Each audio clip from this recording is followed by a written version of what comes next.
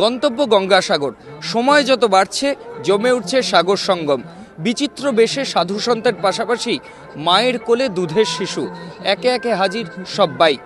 মকর সংক্রান্তির ভোরে সাগরে স্নান, পুণ্যার্জন সঙ্গে নিয়ে সূচনা গঙ্গাসাগর মেলার। তার আগে এই মেলা প্রাঙ্গণে মানুষের ঢল।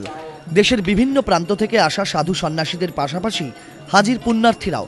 রাজস্থান, উত্তরাখণ্ড, বিহার, অযোধ্যা সহ দেশের বিভিন্ন প্রান্ত থেকে আসা সাধু বাবাদের কাছে উৎসাহী ভক্তদের আনাগোনা।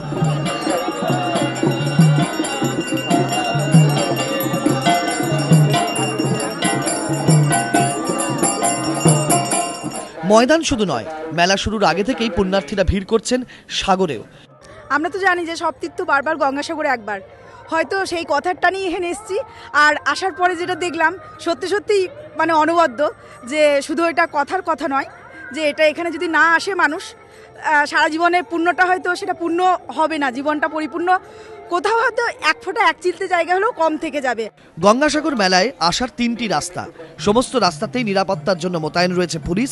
সাগরের আশেপাশেও রয়েছে পুলিশি প্রহরা। পুণ্যস্থানের সময় দুর্ঘটনা এড়াতে জলপথেও পুলিশি নজরদারির ব্যবস্থা করেছে প্রশাসন। মেলা প্রাঙ্গণে লাগানো হয়েছে সিসিটিভি ক্যামেরা। মেলা শুরুর আগে থেকে ভিড় হলেও এবার অন্যবারের তুলনায় ভিড় কম বলেই জানাচ্ছে প্রশাসন। ময়ূখ ঠাকুর চক্রবর্তী, এবিপি আনন্দ, গঙ্গাসাগর।